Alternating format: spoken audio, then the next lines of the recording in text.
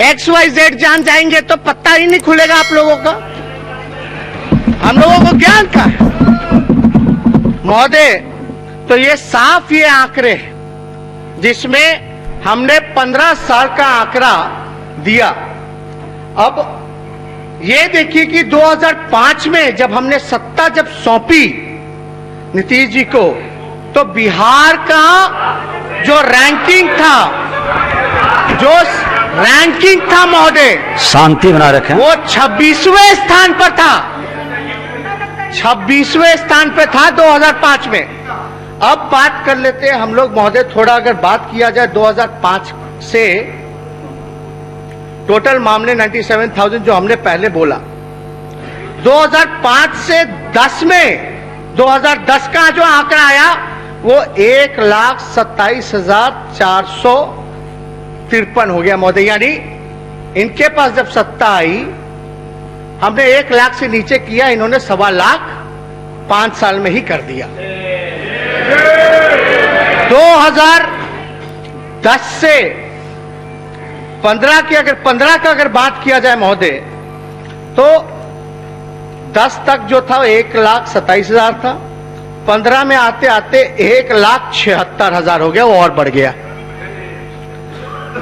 अब 18 की अगर बात की जाए, 15 से 18 यानी 3 सालों की, तो 1,96,911 यानी 18 तक ये लगभग 2 लाख के आसपास पहुंच गया। यानी साफ तौर पे जो 13 साल का जो आंकड़ा हमने दिया 2018 का, 2005 से जो 2018 यानी 13 साल अपराध में वृद्धि हुई 101.2% की। 101.2 पॉइंट की जो है वृद्धि हुई है महोदय नीतीश जी और डबल इंजन की सरकार में। जो प्रोपेगेंडा जो फैलाते थे कि लालू जी का राज यानी राष्ट्रीय जनता दल का जब सरकार था, गठबंधन का सरकार था, तो जंगल राज था। और एक बात बता दें, 101% अपराध में वृद्धि हुई। जब हमारी जब सत्ता थी तो झारखंड 1 था, उस समय टोटल जो था 54 डिस्ट्रिक्ट था। नीतीश जी के राज में 38 जिला था। तब भी जो है हमने क्राइम पर जो है महोदय कंट्रोल करने का काम किया। तब तो बिहार झारखंड 1 था, आबादी ज्यादा थी, आपका जो क्षेत्रफल था वो भी ज्यादा था। तब भी हम लोगों ने जो है महोदय क्राइम को जो है कम करने का काम किया। लेकिन 38 जिला जब घट के हो गया 54 से, जब पॉपुलेशन में भी कमी आई, तो नीतीश जी के राज में अपराध जो है 101% बढ़ गया। अब ये आंकड़े जो है तय कर सकता है महोदय, खुद ही आप लोग मूल्यांकन कर सकते हैं कि असल में जंगल राज कौन था। और हम लोग वाकई में अगर जंगल राज था, तो नीतीश जी से जरा पूछिएगा अपने मुख्यमंत्री से कि महागठबंधन क्यों बनाया, फिर हम लोगों से समझौता क्यों किया गया। जब आप लोगों का पत्तल जब खींचा गया थाली का, तो ये बताना चाहिए ना, अगर हम लोग अपराधियों को संरक्षण देते थे, अपराध बढ़ाते थे, तो हमसे गठबंधन क्यों किया। साफ तौर पे ये बताना चाहिए। तो इस पे हमको लगता है कि सरकार के पास कोई जवाब नहीं होगा। वही रटाया जो बार बार जंगल राज बोलो। लेकिन देखिए, एक नौजवान होने के नाते और एक सकारात्मक राजनीति हम लोग करना चाहते हैं सब लोगों के लिए। जब कोई बहस चल रही होती है तो बहस का बेस जो होता है वो आंकड़ा होना चाहिए, डेटा होना चाहिए। अफवाह फैलाने से या कोई किसी का प्रोपेगेंडा चलाने से सच जो है वो बदलता नहीं है। हम आंकड़े पे बात करते हैं, लोग से भी चाहेंगे कि आंकड़े पे बात करें। तो आप देखिएगा लॉ एंड ऑर्डर, अभी रुपेश हत्याकांड हुआ, उसमें किस प्रकार का जांच हुआ महोदय। उनकी जो रुपेश की जो वाइफ है वो कह रही हैं कि जो उनके साथ अन्याय हुआ, अभी भी जो लोग इन्वॉल्व हैं उनको जो है बचाने का काम किया जा रहा है। अभी जो गुप्ता ब्रदर्स की जो किडनैपिंग हुई, शांति बनाए रखिए।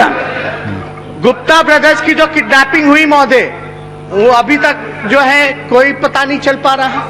ऐसे सैकड़ों हजारों केसेस हैं महोदय जहां बच्चियों का आंख निकाल दिया जाता है, बलात्कार कर दिया जाता है, घर में घुस के बलात्कार करके जला दिया जाता है, और सरकार को थोड़ी सी भी लज्जा नहीं बची कि उस घटना में जो पीड़ित हैं उनके परिवार से मुख्यमंत्री मिले या जाने।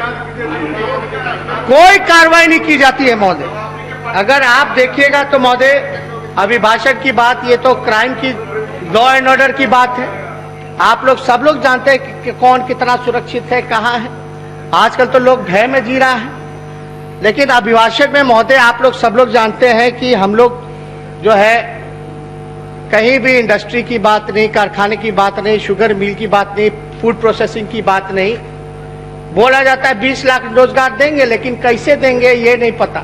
जब तक इंडस्ट्री नहीं लगेगा, IT सेक्टर नहीं लगेगा, कारखाने नहीं खुलेंगे, पलायन नहीं रुकेगा, तो तब तक जो है नौकरी कहां से मिलेगी। तो कोई विजन नहीं, कोई रोड मैप नहीं, बस घोषणा। ये केवल और केवल जो सरकार चल रही है, केवल जो है पेपर पे चल रही है महोदय। अभी हम पूरे सदन ने पिछले बार जो है जातीय जनगणना को लेकर के महोदय प्रस्ताव हम लोगों ने केंद्र के पास भेजा कि जातीय जनगणना होनी चाहिए। अब होने वाला है, जनगणना होने वाला, तो हम लोग तो चाहेंगे कि महोदय उसमें जाति का भी जो है अलग से कॉलम जो है वो जोड़ा जाए। अब सत्ता में जो लोग बैठे हैं, जब बिहार विधानसभा ने जातीय जनगणना को लेकर के जब पारित कर दिया महोदय, तो इसमें जवाबदेही जो सरकार में बैठे हैं उन लोगों की है कि जातीय जनगणना होनी चाहिए। विशेष राज्य का कोई जिक्र नहीं महोदय, विशेष पैकेज का कोई जिक्र नहीं। हम तो चाहते हैं सरकार से कि अगर क्या अब तक जो है केंद्र से विशेष पैकेज मिला, उसका ब्यौरा जो है विधानसभा के पटल पर रखें। विशेष राज्य का दर्जा मिलेगा भी कि नहीं मिलेगा। नीति आयोग ने मना कर दिया, प्रधानमंत्री ने मना कर दिया कि भाई विशेष राज्य का दर्जा नहीं दे सकते। आखिर देने का कौन विशेष राज्य का दर्जा? डबल इंजन की सरकार है, क्या फायदा हुआ डबल इंजन की सरकार में? कौन सा विशेष पैकेज मिला? जब लालू जी की सरकार थी तो यूपीए के समय 1,44,000 करोड़ का पैकेज बिहार को दिया गया। 1,44,000। रेलवे का तो अता पता नहीं, रेलवे का कीमत बढ़ रहा है। आरक्षण की बात करते हैं हम लोग, सारा जितना इंस्टीट्यूशन है सबको जब खत्म ही कर देगी सरकारी इंस्टीट्यूशन, जहां नौकरी मिल सकता है, जहां आरक्षण लागू है, तो आरक्षण तो स्वयं खत्म हो गया। तो आपका तो हमला आरक्षण भी खत्म करने का है। ये सारे मसले हैं महोदय जो अभिभाषण में राज्यपाल को जो बोलना चाहिए था, सरकार को जो लिख के देना चाहिए था, वो दिया ही नहीं गया। 7 निश्चय का बात करते हैं, कहां जल में नल से जल आ रहा है भाई। कितना भ्रष्टाचार का पूरा जो है वो कॉकस तैयार है, हर जगह जो है भ्रष्टाचार हो रहा है। शौचालय निर्माण जो है आंकड़े बोल दिए जाते इतने बने, लेकिन वाकई में घटनास्थल पे जाइए तो गड्ढा खोद के रखा गया, कोई काम नहीं हुआ। ऐसे ही घोषणा कर दिया गया कि ओपीडी हो गया भाई, ओसीडी हो गया। तो इसलिए हम महोदय सारी बात को हम लोग चाहते हैं, जब तक हम लोग सार्थक बहस नहीं करेंगे, ईमानदारी से अपने आप को, कोई गलती हुई है तो गलती को सुधारना चाहिए और जो वादा किया उसको पूरा करना चाहिए। जब आप सच्चाई से, ईमानदारी से जनता के लिए काम कीजिएगा तो हम लोग तो खुश होंगे, हमारे जो सवाल हैं वो कम होंगे। हम कोई व्यक्तिगत रूप से राजनीति में व्यक्तिगत दुश्मन या व्यक्तिगत नहीं होते। हम सब यहां जो है 12 करोड़ 13 करोड़ बिहार की जनता के लिए खड़े हैं, उनकी समस्याओं के समाधान के लिए खड़े हैं। लेकिन महोदय सच्चाई रखना, जो जमीन की जो बात है वो विपक्ष की जिम्मेदारी होती है।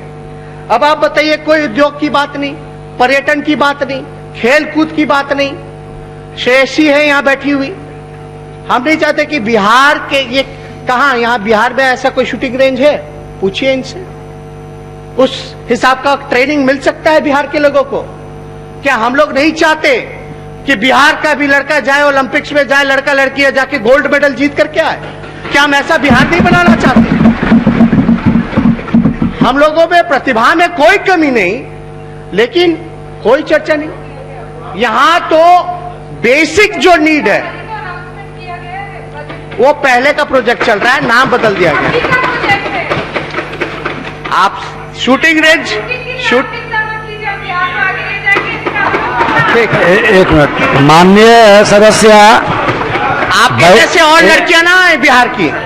नेता प्रतिपक्ष, अध्यक्ष, नेता प्रतिपक्ष, माननीय सदस्य, अध्यक्ष, कुछ बोलना है तो खड़े होके बैठे, बैठे बैठे ना बोले। अरे अब हो ही गया, बोली भी है महोदय। अध्यक्ष,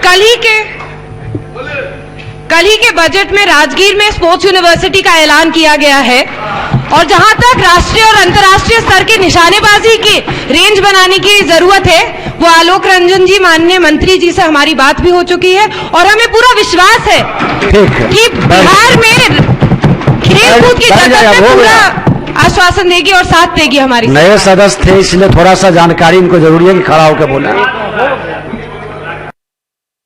अब अच्छा है, हमें खुशी है कि आप इस सदन की सदस्य बनी हैं और आप तो हमारे साथ हमारे स्कूल में पढ़ी लिखी हैं, हमारी बैचमेट भी रही हैं, लेकिन हम ये आपका और तेजस्वी और श्रेयसी का सवाल नहीं, ये आज जो बच्चे जिनको प्रॉपर इंफ्रास्ट्रक्चर नहीं मिल रहा, प्रॉपर सुविधाएं नहीं मिल रही महोदय, ये उनकी बात है महोदय।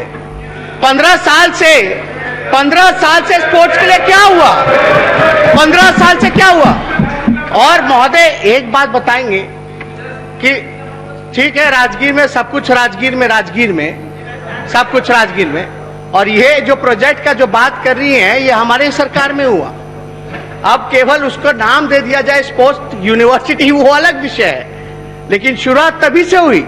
हालांकि खेल कूद हो या पढ़ाई लिखाई, जब टीचर नहीं है यूनिवर्सिटी में, जब प्रोफेसर नहीं है, तो बच्चे क्या पढ़ेंगे? क्या क्वालिटी ऑफ एजुकेशन होगी? अगर हम बात करें महोदय, आज भी शिक्षा मंत्री ने ये कबूल किया पूरे हाउस में कि बिहार सबसे फिसड्डी है क्वालिटी ऑफ एजुकेशन के मामले में, शिक्षा गुणवत्ता के मामले में। तो महोदय अगर शिक्षा की बात की जाए महोदय, क्राइम की तो बात आप देखे होंगे कि 101 महोदय, अभी तो मेरा समय आप बोलिए, सरकार का उत्तर होगा तो उसमें बोलिए। एक मिनट जानकारी ले लीजिए महोदय। नेता प्रतिपक्ष उस समय प्रश्नों के क्रम में जब बात चल रही थी तो एक आंकड़े जो शायद समीर महासेठ जी ने पूछे थे, तो मैंने तो साफ मकसद से और साफ मंशा से कहा कि एक रिपोर्ट आई है, ये समझ लीजिए कि एक रिपोर्ट आई है। और आप लोग क्यों खड़े होते हैं? अरे नेता खड़े हैं और आप लोग मत बोलिए। और नेता प्रतिपक्ष, सबसे बड़ी बात होती है अध्यक्ष महोदय, सबसे बड़ी बात होती है कि हम कहां खड़े हैं, ये अलग बात होती है। सही बात और असल बात जो होती है वो होती है कि हम जा किधर रहे। चलिए नेता प्रतिपक्ष, वो अच्छा बात है महोदय। मंत्री जी भले आदमी हैं, नेक दिल हैं, इनका व्यवहार सबसे अच्छा है। अध्यक्ष भी थे तो पूरा संरक्षण हम लोगों को मिलता रहता था, इसमें कोई डाउट नहीं, इनके प्रतिभा पे कोई डाउट नहीं है, लेकिन गलत जगह फंसे हुए हैं। अब अभी तो हनुमान के भूमिका में है। अब कितना दिन तक महोदय ये जो है बचाते रहेंगे? कितना देर तक सरकार के पक्ष को जो है बचा? जब आपने तो कोई मजबूरी होती नहीं है, वो जहां है अपनी पसंद की जगह पर है, हम जहां हैं अपनी पसंद की जगह पर है। अब देखिए, अभी सब पे बात होगा तो लंबा विषय डाइल्यूट हो जाएगा, हम लोग अलग से बात करते रहते हैं, कर लेंगे। लेकिन महोदय एक बात तो है, रिपोर्ट आया, आप यानी आप भी तो रिपोर्ट को ही मान रहे, हम भी डेटा को मान रहे। जब हमने क्राइम का रिपोर्ट अभी आपके सामने आंकड़े रखे तो ना मेरा था ना आपका था, केंद्र एजेंसी का था, एनसीआरबी का था। तो ये तो स्वीकार करना पड़ेगा कि 101% जो है क्राइम में वृद्धि हुई है नीतीश जी के राज में। जहां तक रिपोर्ट की बात है शिक्षा वाले में, तो नीति आयोग का रिपोर्ट है, उसमें महोदय ऐसे उठ के बोलते रहेंगे तो समय बैठ जाइए। आप देखिएगा महोदय, हमने SCQI का सुबह में जिक्र किया था। SCQI QI आपका महोदय, उसमें क्या दिया गया है कि अंतिम 5 राज्यों में है बिहार शिक्षा गुणवत्ता को लेकर के। इसमें यह बताया गया है महोदय कि जो ड्रॉप आउट रेट है, जो गुणवत्तापूर्ण शिक्षा के टॉप बिहार में से जो बिहार का स्थान है महोदय, वो 19वें स्थान पर है टॉप 20 राज्यों में से। तो हम तो पीछे हैं महोदय। हम वही बात कह रहे हैं ना, आपने केवल अंक का जिक्र किया, हमने बता दिया कि भाई पीछे से है। वो अंक यही कहता है, वही दर्शाता है महोदय। लेकिन इसमें अगर देखा जाए, जो नेशनल असेसमेंट एंड एक्रेडिटेशनल काउंसिल जो है महोदय, इसमें बिहार सरकार के अधीन भी विश्वविद्यालय NAAC से एक ग्रेड जो है प्राप्त नहीं है। यानी टोटल जो विश्वविद्यालय पूरे देश में है, बिहार का एक भी विश्वविद्यालय टॉप 100 में देश के नहीं है। समय पर परीक्षा नहीं होती है, प्रोफेसर्स नहीं होते हैं। ग्रेजुएशन जो है BA अगर करना हो तो 3 साल का समय होता है, कहीं 5 साल, कहीं 6 साल, कहीं 7 साल। तो ये तो स्वीकार करना ही पड़ेगा। जब तक आप अपने गलतियों को स्वीकार नहीं करेंगे तो हम आगे कहां बढ़ेंगे, कौन सी दिशा में बढ़ेंगे?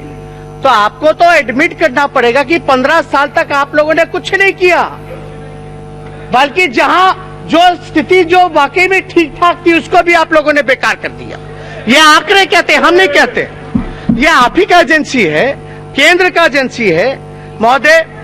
अब जब पेपर लीक होने लगेगा, अब बताइए, हम लोगों को सूचना देना पड़ता है पेपर लीक का। ये कोई पहला मसला तो नहीं ना था पेपर लीक का।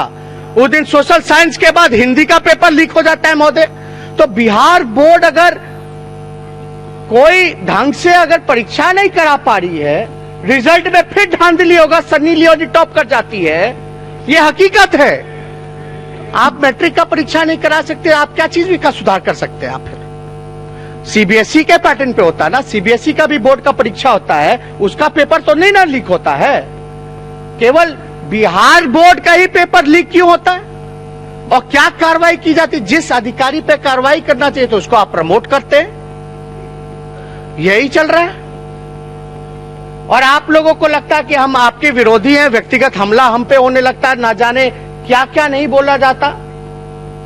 आपसे हम भतीजे के उम्र के हैं, छोटे हैं, आप लोगों को बढ़ाना चाहिए। हम जैसे कई नौजवान जो है अब जीत करके आए हैं, तो इसलिए बहस जो होनी चाहिए महोदय, हम फैक्ट्स पे करें। कोई चीज अगर आप बता दीजिए, हमको साबित कर दीजिए, चैलेंज करते हैं हम गलत बोल रहे तो हम तो कह रहे पेश कीजिए ये आंकड़ा। तो महोदय आप देखिएगा महोदय, पेपर लीक होता है महोदय, बैठ जाइए। पेपर लीक होता है महोदय, हो गया, बोलने छोड़ो महोदय। ये देखिए, ये आप नीति आयोग, अब बैठ जाइए ना, बैठ जाइए, अब बाद में आके बात कर लीजिएगा ना। अरे आपका समय खत्म हो गया, सरकार उत्तर देगी, आप बैठ जाइए ना। अध्यक्ष महोदय, ये आसन की बात को नहीं माना जा रहा महोदय। हम लोग ढंग से ऐसे चलेगा तो फिर मुख्यमंत्री बोलेंगे तो फिर वही चलता रहेगा महोदय। आप बैठ जाएं, माननीय सदस्य बैठ जाएं, फिर मुख्यमंत्री उठेंगे, फिर हम लोग भी करेंगे। आप नेता प्रतिपक्ष बोलिए। देता है तो महोदय, बिना अनुमति के कोई खड़े न हो, बैठ जाएं महोदय। शांति, माननीय सदस्य बैठ जाएं। अरे भाई, पूरी बात आप बोलिए, शांत हो जाएंगे लोग। बैठ जाए माननीय सदस्य, शांति बनाए रखें। अध्यक्ष महोदय, नीति आयोग का रिपोर्ट है, एक निजी अखबार में छपा है, लिखा है बिन प्रिंसिपल ही चल रहे बिहार के 80% स्कूल। बिना प्रिंसिपल के 80% अभी जो है दिशा देखा जा रहा है कि कौन सी दिशा में आगे बढ़े। महोदय, नीति आयोग में टोटल बिहार के मुताबिक जो है सिर्फ 50 यानी 19.5% स्कूल में ही प्रधानाचार्य या प्रधान अध्यापक तैनात थे, मात्र 19%। आप बोलते हो कि 20 लाख, हम लोग जब बोल रहे थे कि 10 लाख रोजगार देंगे, पहला कलम अगर मेरा चलेगा तो 10 लाख लोगों को सरकारी नौकरी देंगे, पहले कैबिनेट मीटिंग में। लेकिन महोदय सुन लीजिए, हम लोगों को तो ABCD का ज्ञान नहीं है, बिना ABCD के ज्ञान के 40 के नीचे चले गए महोदय, XYZ। लेकिन हम कोशिश कर रहे हैं कि XYZ भी हो जाए। अब देखिए, हम आंकड़े पे बात कर रहे हैं, डेटा पे बात कर रहे हैं। हम लोगों को मजाक लगता था, कहां से लाएगा, कहां से देगा। अरे हम लोग जुमला पार्टी है, हम लोगों ने जो कहा है पूरी तरीके से किया है। अभी 80% तो मात्र ये आपका स्कूल ही खाली है प्रिंसिपल के। और ये नहीं महोदय, अगर आपको आप दिखाएं तो RTI का आंकड़ा हम लोगों ने निकलवाया। आंकड़ों पे बहस होनी चाहिए, फैक्ट पे बात होनी चाहिए। लोग मजाक उड़ाते थे, कहां से देगा नौकरी, कहां से। आंकड़ों में महोदय तो प्राथमिक विद्यालयों में हेडमास्टर सहित स्वीकृत पद है लगभग 5,92,541, 5,92,541। और टोटल कार्यरत है महोदय आपके, आप समझ लीजिए कि महोदय 2,12,806 पदे जो हैं वो खाली है। यानी टोटल आपका 3,79,735 ही पद जो है, जिसमें कि प्राथमिक विद्यालय में हेडमास्टर यानी 2,12,000 इसमें खाली है। माध्यमिक विद्यालयों में महोदय टोटल स्वीकृत पद है 76,440, जिसमें कार्यरत है 41,174। अगर यानी खाली है 35,266।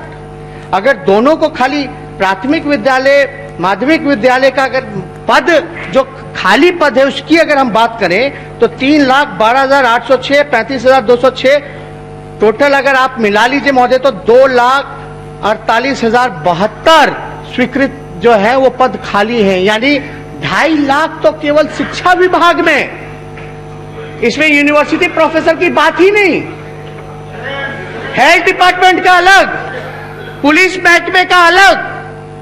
तो 10 लाख कोई हम लोगों ने हवाई आंकड़े लेकर के नहीं आए थे। कहना होता तो बोलते भाई 1 करोड़ को देंगे, 50 लाख को देंगे, लेकिन हमने आखिर क्यों 10 लाख ही कहा, यह समझने की जरूरत है। दूसरी तरफ से महोदय आवाज आता है, जब हम लोगों ने रोजगार की बात कही तो लोगों ने कहा कि भाई हम 20 लाख दे देंगे लेकिन नौकरी नहीं देंगे। हम सरकारी नौकरी बोल रहे, वो नौकरी नहीं देंगे, वो व्यवस्था ऐसी बनाएंगे कि लोग खुद रोजगार मिल जाए। अभियान लोग चला रहे हैं, आत्मनिर्भर अभियान महोदय। जो पार्टी आत्मनिर्भर अभियान चला रही है, पहले उसी पार्टी को बोलिए ना बिहार में आत्मनिर्भर हो जाए। आप लोग तो निर्भर हैं और पूरा कोशिश कीजिए कि जदयू मुक्त जल्द से जल्द बिहार हो, तब ना आप लोग आत्मनिर्भर होइएगा। नीतीश कुमार जी मुक्त बिहार हो, तब ना आप लोग आत्मनिर्भर होइएगा। तो महोदय, अध्यक्ष महोदय, जहां तक आज हमने बयान भी सुना महोदय, आज हमने महोदय मंत्री जी जब एक सवाल का जवाब दे रहे थे शिक्षा मंत्री, तो उसमें कहा था कि हाई कोर्ट के आदेश का कोई जो है इग्नोर नहीं कर सकता, उसका पालन करना पड़ता है। नियोजित शिक्षक महोदय जो है वो वेटिंग, शांति बनाए रखें। हाई कोर्ट के आदेश के बाद उनको केवल जो है नियुक्ति पत्र देना है। लगभग 94,000 जो है जो टीचर हैं, हाई कोर्ट का ऑर्डर आ गया है, नियुक्ति पत्र केवल सरकार को देना है। लेकिन अब तक विलंब क्यों हो रहा है महोदय नियुक्ति पत्र में? और हम मंत्री जी यहाँ हैं, मुख्यमंत्री जी अभी आए हैं, हम ये जानना चाहते हैं, हम चाहेंगे कि मुख्यमंत्री अपने जवाब में भी जवाब दें, क्या इस मामले में हाई कोर्ट ने आपके डिपार्टमेंट को कंटेम्प्ट किया है? यह जानकारी जब जवाब आएगा तब आप दीजिएगा महोदय। इसमें जहां तक हमें जानकारी है, नहीं, अब उत्तर में दीजिएगा, अभी हम अपनी बात को रख ले।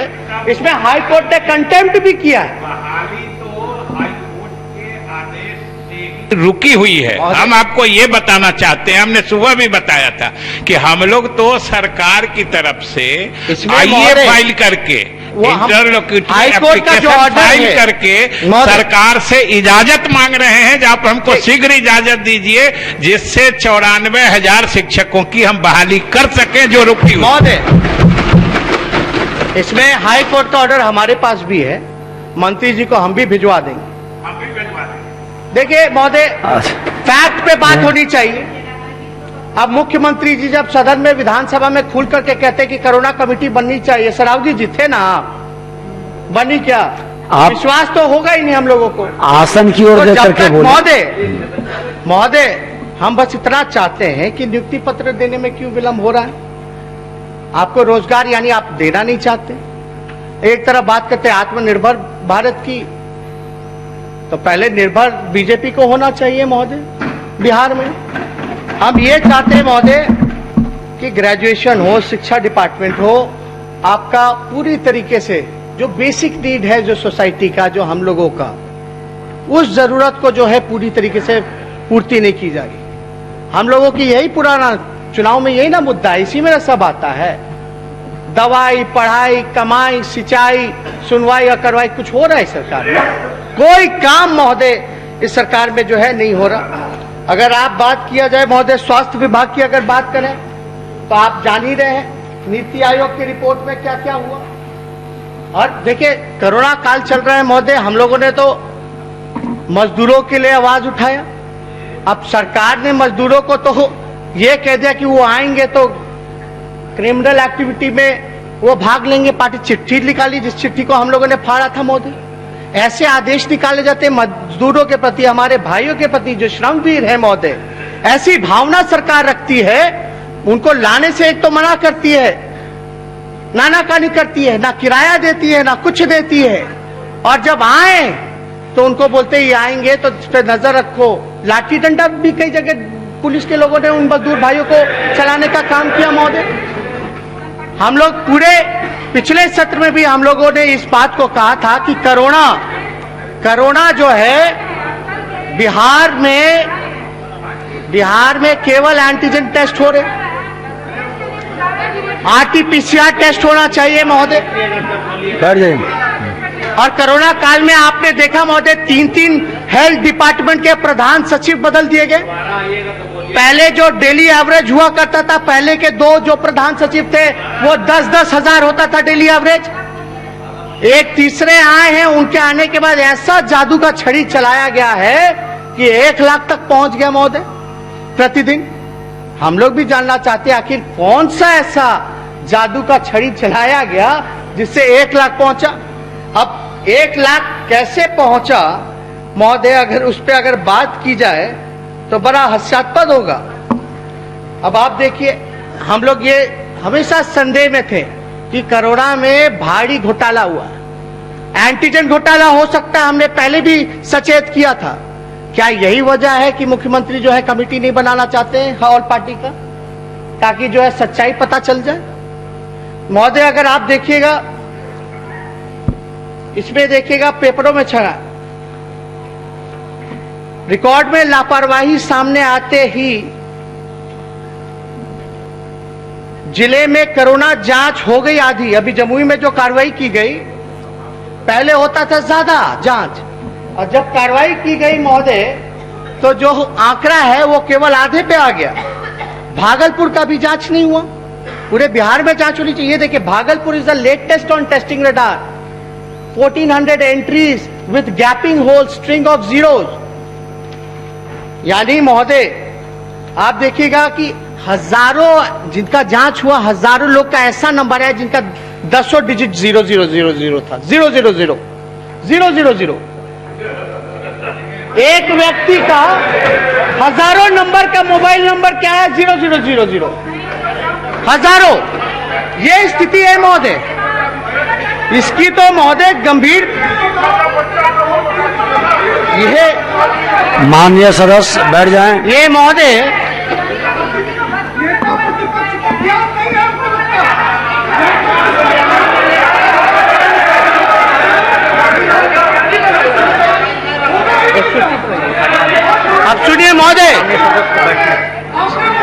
बैठ जाए माननीय सदस्य बैठ जाए। हाँ बोलिए।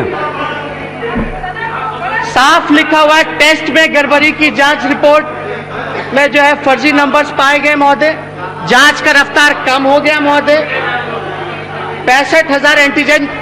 और ये अद्भुत है महोदय, ये घटना पूर्णिया का है, 35,000 एंटीजन जांच किट गायब हो गया। ये पूर्णिया का है, एंटीजन किट जो है वो गायब हो गया, 65,000 गायब हो गया महोदय जांच किट। तो इसलिए हो सकता है कि कमेटी जो है वो नहीं बनाई जा रही है महोदय। ये आधा जांच हो जा रहा है हर जगह। आप देखिएगा JLNMCH में कोरोना टीका रजिस्ट्रेशन में फर्जीवाड़ा, ये केवल फर्जीवाड़ा के अलावा और तो कुछ हो ही नहीं रहा।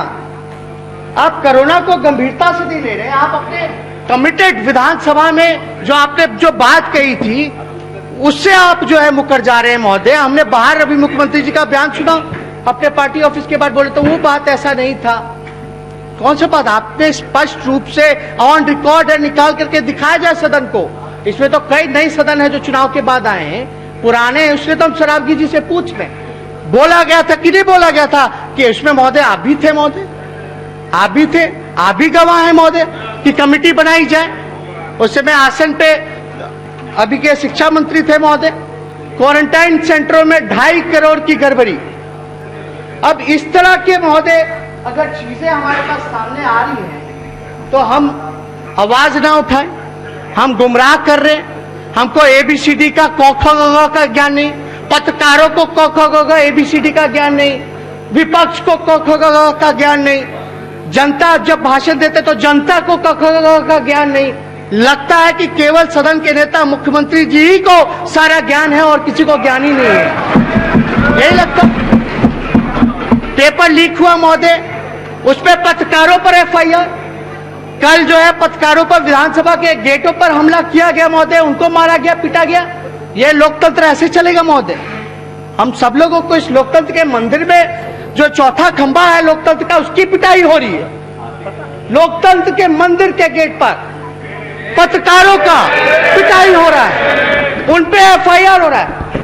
हमको क का ज्ञान नहीं है, लेकिन मेरे व्हाट्सएप नंबर पर, मेरे व्हाट्सएप नंबर पर पत्रकारों को विधानसभा के गेट पर मारा पीटा गया है, ये हमारे संज्ञान में नहीं आया है और न किसी ने बताया है और नहीं जी ने आपको बताया। और इस तरह के विषय को हम लोग अपने स्वयं गंभीरता से लेते हैं। चलिए आगे बोलिए। तो अध्यक्ष महोदय, हम बस इतना ही कहना चाहते हैं कि हम लोगों को तो कोई ज्ञान नहीं होता है, लेकिन हम लोग तो महोदय सीखने की इच्छा है, भूख है। और कोई एक किसी भी आप पड़ाव पे चले जाइए, सीखना तो सबको पड़ता है महोदय, लेकिन हमको तो ये जानकारी है, दिक्कत यही है ना कि किताब के जगह पर अब iPad आ गया, तो लोग जो किताब कलम की जो बात करते थे, आजकल हाईटेक जमाना आ गया, तो परेशानी तो होगी, परेशानी तो होगी। लेकिन इतना तो आपको पता होना चाहिए महोदय कि व्हाट्सएप पे आप भी कई ग्रुप में होंगे, आपको कोई भी मैसेज कर सकता है व्हाट्सएप पर। अगर हमको अगर कोई व्हाट्सएप अगर जानकारी प्राप्त हुई है तो मेरी तो जिम्मेदारी, अगर कोई क्वेश्चन पेपर अगर लीक हुआ है तो आपको तो जड़ से पता करना चाहिए कि लीक कैसे हुआ, प्रिंटिंग की वजह से हुआ है कि डिस्ट्रीब्यूशन की वजह से हुआ है, क्या टीम बनी है, जो अधिकारी थे उसकी ना जिम्मेदारी होगी।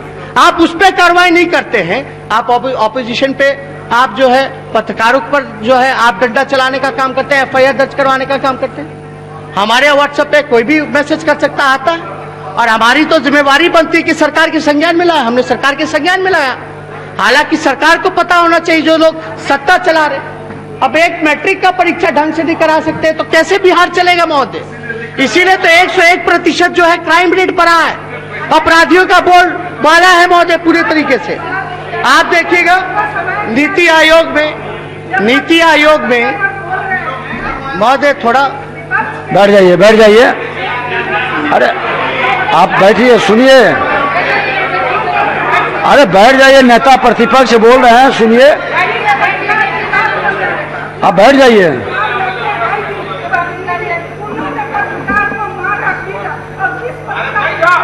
बैठ जाइए, चलिए। ठीक महोदय, हम लोगों ने अरे बैठ जाइए। अच्छा छोड़ महोदय, नीति आयोग के अनुसार स्वास्थ्य मानकों में बिहार सबसे फिसड्डी राज्य है। यहाँ मरीज डॉक्टर अनुपात सबसे कम है। अस्पतालों में सुविधाओं के मामले में भी बिहार देश में निचले पायदान पर है। राष्ट्रीय ग्रामीण स्वास्थ्य मिशन NHRM के अनुसार स्वास्थ्य क्षेत्रों में पिछले 15 सालों में सबसे खराब प्रदर्शन किया है महोदय। अस्पतालों की कमी, उनमें बिस्तरों की कमी, ICU बेड्स की कमी, वेंटिलेटर की कमी से हर साल कुपोषण और चमकी बुखार से सैकड़ों बच्चों की मृत्यु होती रही है महोदय। पब्लिक हेल्थ केयर के मामले में बिहार पूरे देश में सबसे पीछे है महोदय। आप देखिएगा, आयुष्मान भारत योजना में सबसे कम कवरेज और खराब प्रदर्शन वाला राज्य बिहार है महोदय। स्वास्थ्य मंत्रालय द्वारा तय मानक पर बिहार आखिरी पायदान पर है। हमारे प्रदेश की आबादी लगभग 12.5 करोड़ है। WHO के स्वास्थ्य मानक के अनुसार से प्रति 1000 आबादी एक डॉक्टर होना चाहिए, जहां जिस हिसाब से बिहार में 1,25,000 पर एक डॉक्टर है महोदय। WHO का मानक है, तो आप समझ सकते हैं। तो ये सारा, और आपका हेल्थ इंफ्रास्ट्रक्चर, अगर आपने कोरोना काल में इतना बेहतरीन काम किया महोदय। लोग बोलते हैं कि भाई लोग जो है मरे कम हैं। अरे भाई, बिहार के लोगों का इम्यूनिटी अगर ज्यादा मजबूत है तो इसमें आपकी देन थोड़ी ना है।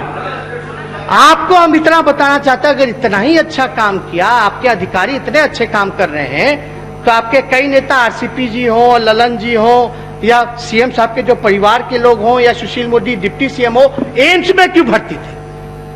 बिहार सरकार के अस्पताल में क्यों नहीं भर्ती थे? ये तो सवाल है। एम्स में क्यों भर्ती होते? अगर आपने इतना अच्छा सिस्टम बना रखा, अपना पीठ थपथपा रहे हैं, तो अपने भर्ती हो रहे हैं एम्स में। लेकिन आंकड़ों के साथ फर्जीवाड़ा, घपला, एंटीजन किट घोटाला महोदय। और अश्विनी चौबे जी का बयान देखे थे कि यहाँ भरा रहता है बिहार का लोग दिल्ली के एम्स में, दिल्ली का एम्स में बिहार का लोग भरा रहता है। तो इतना ही अच्छा आपका हेल्थ सिस्टम था, तो अश्विनी चौबे जी ऐसी बात कहने। और अगर गए, यहाँ इलाज नहीं हो रहा अच्छा, तो जाएगा ही लोग दिल्ली। लोग जाते हैं, आप जो वहां से भगाने का काम कर रहे हैं। तो ये कहीं ना कहीं से महोदय ये दिखाता है कि डबल इंजन की सरकार है, ये जनता विरोधी है महोदय। कोई नहीं, केवल 4-5 लोग हैं, उनकी बात को सुनना है, उनके हिसाब से करना, माइंड लॉक है, उसके आगे काम नहीं कर पा रहे। आपको राय मशवरा लोगों से करनी चाहिए। हम पे या किसी और पे ABCD के आगे बढ़ ही नहीं रहे, D के आगे बढ़ ही नहीं रहे भाई। अरे गाड़ी बढ़ाइए D के आगे, क के आगे, गौ के आगे गाड़ी बढ़ाना चाहिए। और हम लोगों को महोदय जो भी बोला जाता है वो क्या है, हम ABCD का ज्ञान नहीं है, लेकिन छादन ज्ञान नहीं होगा महोदय, लेकिन हमको तो व्यवहारिक ज्ञान है ABCD का। छादन ज्ञान ABCD का ना हो, लेकिन हमको तो व्यवहारिक ज्ञान है ना ABCD का। तो महोदय क्या क्या बातें नहीं कही गई। रोजगार के मसले पे बात कीजिए तो कौन सा ऐसा इंडस्ट्री लग रहा है भाई बिहार में, कौन सा ऐसा निवेश लाया जा रहा है महोदय? कोई फूड प्रोसेसिंग, गन्ना हो, मकई हो, आपका केला हो, हर जगह आपका मखाना हो, बिहार अच्छी संख्या में प्रोड्यूस करता है। क्या फूड प्रोसेसिंग यूनिट्स लगाया जा रहा है? एक तरफ ही लोग आत्मनिर्भर कैसे होगा बिहार आत्मनिर्भर? जब तक IT सेक्टर नहीं लगेगा। बजट वाले दिन पे भी हम लोगों को बोलना, उसमें तो हम आंकड़े के साथ आएंगे।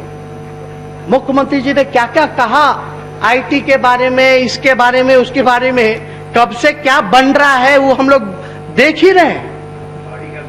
केवल वो तो छोड़िए सब, लेकिन आपका रोजगार, नेता प्रतिपक्ष को हेल्प की जरूरत नहीं है, कृपया पीछे से न बैठे। इतना ही कह रहे हैं कि रोजगार पलायन सबसे अधिक है आपका बिहार में।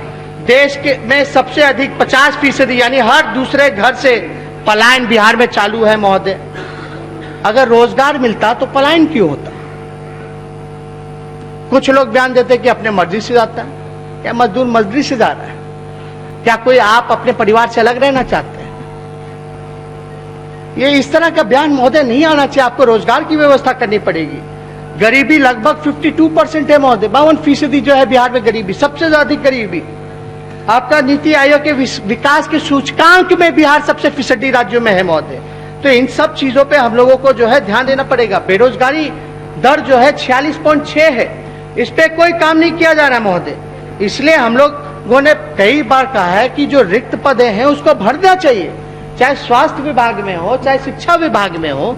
अब हमने एक आंकड़ा हम पूछे थे हम शिक्षा मंत्री से कि जितना शिक्षक है, आप तो नियोजित शिक्षक है, कितने शिक्षक है? पहले तो वैसे ही कमी है, लेकिन जो है वो उसमें से कितने नियोजन पे कितने स्थायी है, इसका हम लोगों को, सदन के लोगों को जानकारी दे दीजिए।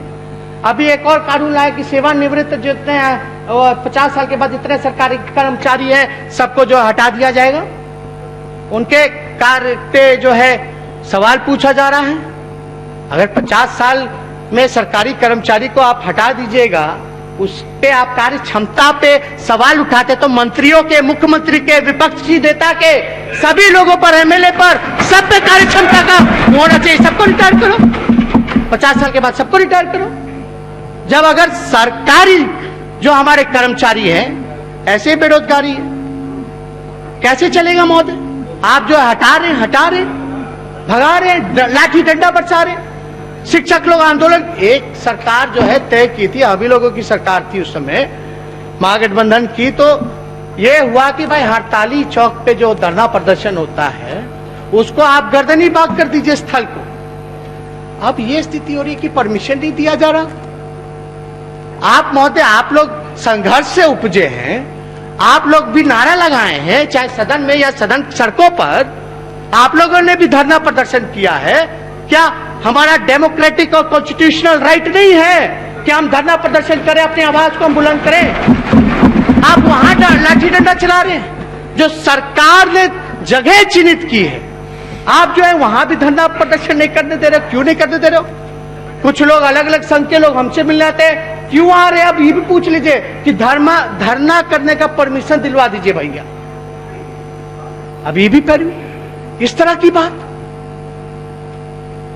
लोकतंत्र में अगर आप सत्ता में बैठे हैं, अगर आप किसी का भला करना चाहते हैं तो आपको हर किसी की बात को सुनना है, ये आपकी जवाबदेही है। लेकिन हो क्या रहा है बिहार में कि खाली अपनी कुर्सी की चिंता की जा रही है। 12.5 करोड़ बिहार की जनता जाए, उनकी कोई चिंता नहीं। हम चिंता करेंगे केवल अपनी करेंगे और किसी की नहीं करेंगे। ऐसे तो आगे बिहार बढ़ने वाला नहीं है महोदय।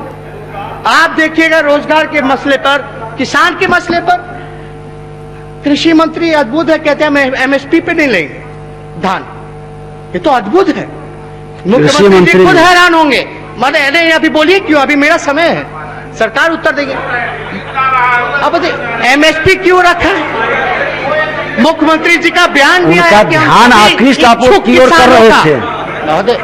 सुन लीजिए, सभी, अच्छा सो रहे, सो नहीं रहे तो आपका ध्यान आकृष्ट करवा रहे थे। मंत्री जी, मुख्यमंत्री जी की इच्छा को पूरा कीजिए। मुख्यमंत्री जी का कुछ दिन पहले बयान आया कि जितने भी किसान जो इच्छुक हैं धान बेचने के लिए, उनका सारा धान खरीदा जाएगा। खरीदा क्यों जाएगा? क्योंकि एमएसपी के रेट पे एक तो खरीदा जाएगा। आप कह दें कि अब एमएसपी के रेट पे नहीं खरीद सकते, यानी आप चाहते हैं एक तो पैक्स को 2 महीना डिले करके ऑर्डर देते हैं ताकि बिचौलिया को फायदा हो। नहीं, 31 फरवरी के बाद नहीं खरीदेंगे। क्यों नहीं खरीदेंगे? बात वही हुआ कि आप बिचौलिया को चाहते हैं, यानी धान है, आज तक रिकॉर्ड है, आपको कंज्यूम और करना है। आज तक रिकॉर्ड है। नेता पटेल सुन लीजिए। अब जब आपको, जब उधर मुखातिब होके बोले हैं तो आप सुन लें उनकी बात। 5 लाख बोलने दिया जाए महोदय। 35 लाख मैट्रिक टन खरीदा, लेकिन आगे नहीं करेंगे। आप चाहते हैं कि बिचौलियों को हम लाभ दें? हम बिचौलियों, अब माननीय मंत्री जी, अब नहीं जाते, जवाब दें, हम इसलिए खरीद नहीं करेंगे।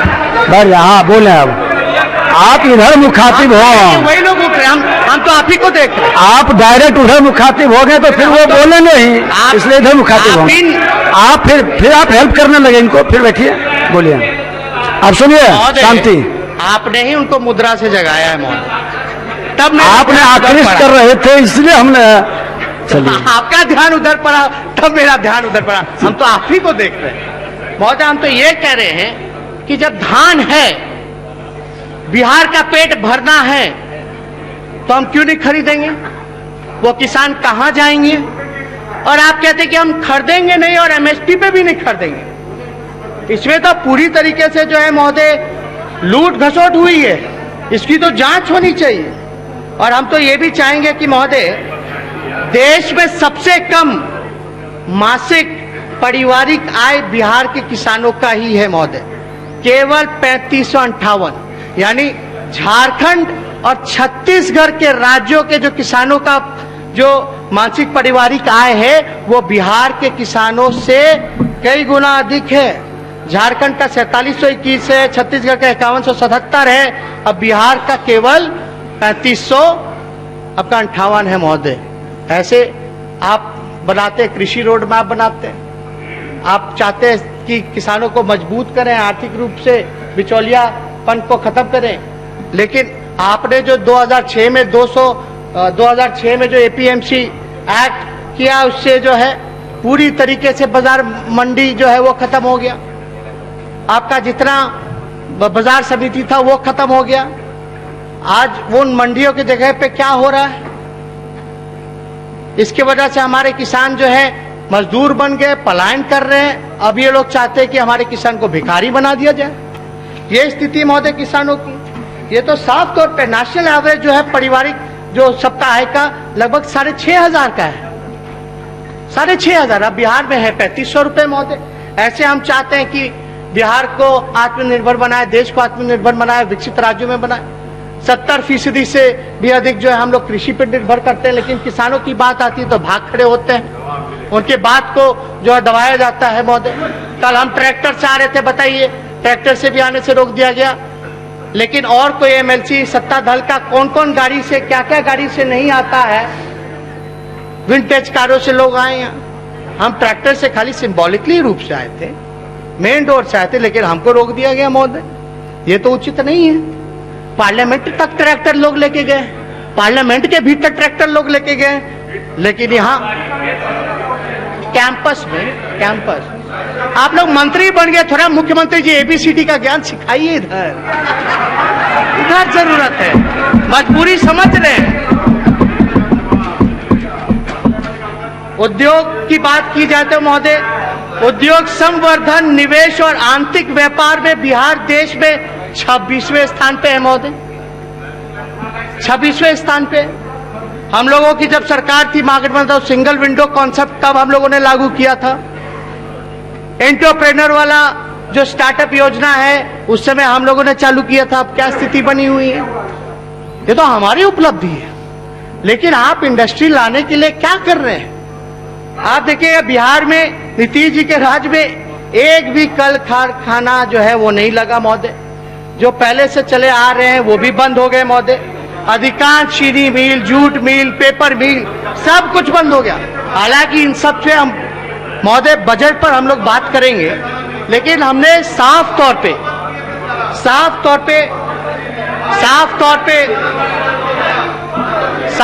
पे हमने ये कहा है कि महोदय हम लोग कोई अपने लिए हम लोग खड़े नहीं हैं, हम लोग बिहार के लोगों के लिए खड़े।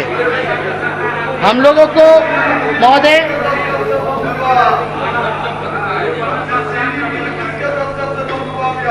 शांति बनाए रखें, शांति बनाए रखें महोदय। इलेक्शन अगर देखा जाए तो इलेक्शन में हमारे गठबंधन का, महागठबंधन के गठबंधन का, एनडीए का जो वोट का जो अंतर है वो 12,270 का ही है, ज्यादा नहीं है। अब वो कैसे हुआ डिफरेंस वो भी विषय अलग है, उस पर हम जाना नहीं चाहते। अब तो कैसे भी बनी हो सरकार, लेकिन हम लोग तो भाई मान लिए अभी तो है, लेकिन जब अपने कुर्सी पे बैठे हैं तो इसके लिए आपको काम तो करना पड़ेगा महोदय। आप जो है विसूत्री खाली है, कितना बोर्ड निगम का चेयरमैनशिप खाली है, कितना दिन तक मंत्रिमंडल का विस्तार ही होता रह गया, तो इसे एमएलसी वाला भी खाली है। मतलब चिंता बिहार का नुकसान है, हम क्या चिंता, तो आप चिंता करेंगे क्या? सारा जवाबदेही आप ही की है। लोगों की आंच होती कि विपक्ष क्या कर रहा है, हम सवाल पूछ रहे, उनकी बात को रख रहे, क्यों खा लिए? ऐसे सरकार चलेगा? इतना लूंज पूंज सरकार इतिहास में बिहार ने नहीं देखा हो। और एक तरह से तो अनुकंपा पे मुख्यमंत्री है महोदय। सच्चाई तो यह है कि वो अनुकंपा पे मुख्यमंत्री है। हम लोगों को बात किया जा रहा था कि हम जो जीते पिछले बार इनके वजह से जीते, लेकिन इस बार इस साथ नहीं थे तो उससे अधिक वोट से हम जीत के आए।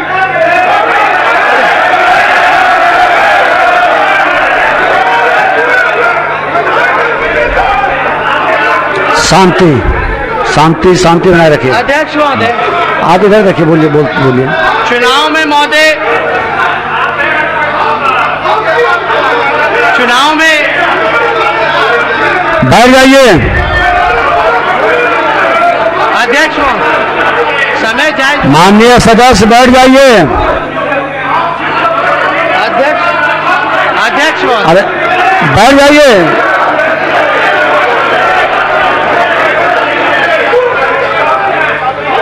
बोलिए नेता प्रतिपक्ष महोदय। चुनाव में सुन लीजिए, चुनाव में महोदय किसने आपा खोया, कौन कैसी भाषा का इस्तेमाल कर रहा था, लेकिन हमने इन सब चीजों पे ध्यान नहीं दिया। हमने तो उस समय भी कहा था कि जो कहा जा रहा है वो सब कुछ मेरे लिए आशीर्वचन के बराबर है, आशीर्वचन। लेकिन चुनाव में राम लखन बाबू का जिक्र किया गया, दरोगा बाबू का जिक्र किया गया, और अपने ही बड़े भाई के परिवार को बेइज्जत करने में क्या क्या शब्द नहीं बोला गया चुनाव में। इन्हीं के बड़े भाई के परिवार को कहा गया चुनाव में, कुछ सब कुछ कहा गया महोदय। इसमें तो आपको देखना पड़ेगा महोदय, हम कभी भी राजनीति को, हमने पहले भी कहा कि व्यक्तिगत रूप से हमने नेता प्रतिपक्ष आपका 10 मिनट बचा है विषय पर। का जो है हमने इज्जत दी है महोदय, और वो इज्जत हम अभी भी देंगे। लेकिन महोदय, आप राम लखन बाबू का, अपना दरोगा बाबू का चुनाव में भाषण में क्या क्या जिक्र नहीं किया गया। अब चाहे राम लखन बाबू हो, कर्पूरी जी हो, दरोगा जी हो, भोला पासवान जी हो, बाबू जगजीवन राम जी हो, श्री कृष्ण जी हो, महोदय ये तो हमारे धरोहर हैं, ये हमारे धरोहर और विरासत है महोदय। अगर इनका नाम लेकर के हमको नीचा कैसे दिखाया जा सकता है? इनका नाम लेकर के हमको नीचा कैसे दिखाया जा सकता है, जब ये हमारे धरोहर हैं, हमारे सब कुछ है महोदय। तो इसलिए महोदय आपको अभी समझने में टाइम लगेगा। मुख्यमंत्री जी से ABCD सीख लीजिए, फिर आइएगा। जो जो जो जिनको समझ रहा है वो समझ रहे हैं, जिनको महोदय। माननीय सदस्य शांति बनाए रखें। टेलीप्रॉम्प्टर देखे हैं? टेलीप्रॉम्प्टर नहीं पता होगा, बैठ जाइए। चलिए अध्यक्ष महोदय, अध्यक्ष महोदय, आप शांति बनाए रखें सभी सदस्य। हम लोग महामहिम राज्यपाल के अभिभाषण पे हम लोगों ने जिक्र किया, हमने कटौती प्रस्ताव भी जो है वो रखा गया। लेकिन हम मुख्यमंत्री जी से चाहेंगे, मुख्यमंत्री जी अभी आए हैं, हमने इस बात को पहले भी कहा लेकिन हम फिर से दोहराना चाहते हैं। जातीय जनगणना जो महोदय इसी विधानसभा में पास करके जो है भेजा गया, अब जनगणना होने वाली है महोदय।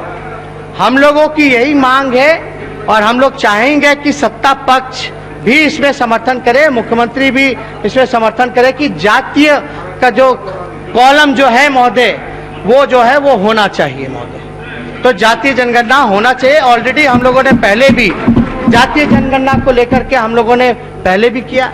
आरक्षण का जहां तक जिक्र है वो तो महोदय एयर इंडिया बिक गया, रेलवे बिक गया, LIC बिक गया, भारत पेट्रोलियम बिक गया, ना जाने अभी खेत बिक रहा है, अभी खेत बिक रहा है, तो जितने भी सरकारी संस्थानें थी महोदय, जहां भी रोजगार और आरक्षण लागू हुआ करता था, वो सबको समाप्त किया जा रहा है महोदय। तो स्वाभाविक रूप से आरक्षण जो है वो खत्म हो जाएगा। लेकिन मुख्यमंत्री जी, जब किसान लाखों की तादाद में दिल्ली में घेराव करके आंदोलन कर रहे हैं महोदय, 250 से भी ज्यादा किसान शहीद हो गए, लेकिन मुख्यमंत्री जी ने अफसोस तक प्रकट नहीं किया।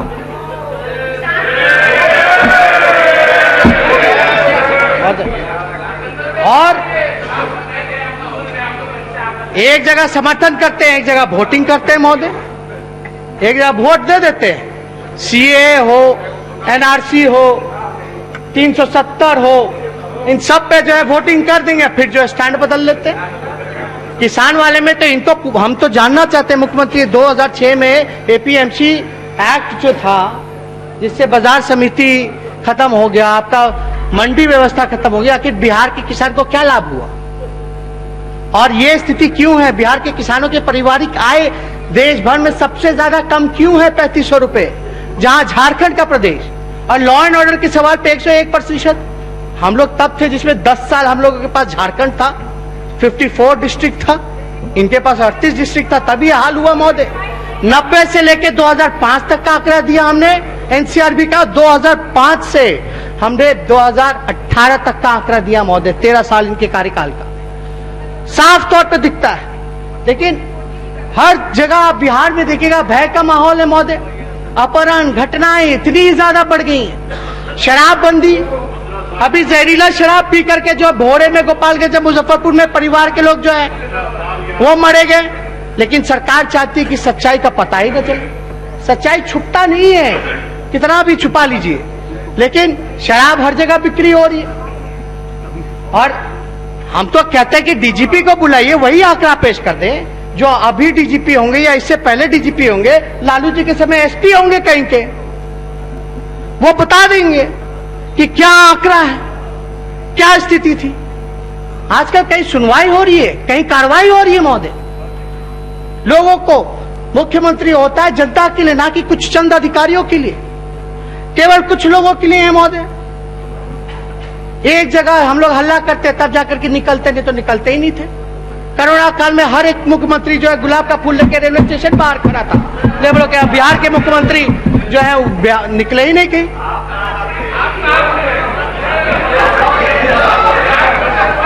एफआईआर है आपका, हम जो कर रहे थे उसके लिए भी एफआईआर किया है आप लोगों ने, खाली अरेस्ट कर लीजिए। अरे भैया अरेस्ट कर लीजिए। अब तो अगला कोई हम लोग जनता का सवाल उठाएंगे तो एफआईआर। किसान वाले में हम लोग परमिशन से हम लोग गए थे गांधी जी की मूर्ति पे, कुछ लोगों को अलाउ किया, बाद में रातों में लोग एफआईआर करता है। मेरा तो मन था कि हम थाने चले जाए, अरेस्टिंग दे दे भाई, कर लो। मतलब हर चीज में आप जो है डरा रहे हैं, धमका रहे हैं, सोशल मीडिया पे ये मत बोलो वो मत बोले। कौन सा भ्रम भड़काया जा रहा है, कौन सा झूठ प्रचारित किया जा रहा है?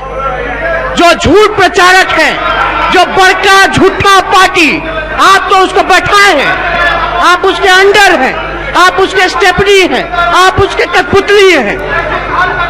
और ये आप ही का दिया गया फुल फॉर्म था महोदय, बीजेपी का मतलब बड़का झूठा पार्टी। हमने तो नहीं कहा नेता प्रतिपक्ष, नेता प्रतिपक्ष, एक मिनट बढ़ जा रहे हैं। नेता प्रतिपक्ष झूठ असंसदीय शब्द है, असत्य बोलिए, झूठ असंसदीय शब्द है, इसलिए उसको प्रोसीडिंग से हटा देगा। थोड़ा शब्द समय भी आपका 5 ही मिनट बचा है, कंक्लूड करिए, कंक्लूड करिए आप। आपका सुनिए सुनिए मेन महोदय उधर नहीं, काहे आप उधर ध्यान दे रहे हैं? हम तो आप ही को देख रहे हैं, आप उनको देखने में लगे हैं ना, गड़बड़ा तो वहां जाता है। हम आप इधर देखिए, हाँ, फिर हमारा ध्यान उधर चला जाएगा। नहीं, उनको बैठा रहे थे, आप बोले, आपका समय बर्बाद हो रहा है। किस्मत कर करके बने हैं, कैसे बने मंत्री बन गए, आपको बधाई है, बैठिए ना। अच्छा बोले आप।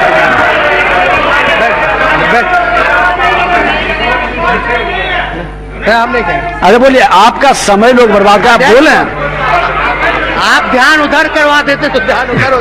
चलिए। आपका जो डायरेक्शन है कि झूठा जो है असंसदीय है, असंसदीय शब्द है। अनपार्लियामेंट्री है, तो ये डायरेक्शन हमको नहीं ना है, सभी के लिए जी के लिए है, सभी के लिए है। चलिए, अब फिर आप डायरेक्शन क्यों देते हैं जब नेता प्रतिपक्ष बोलते हैं?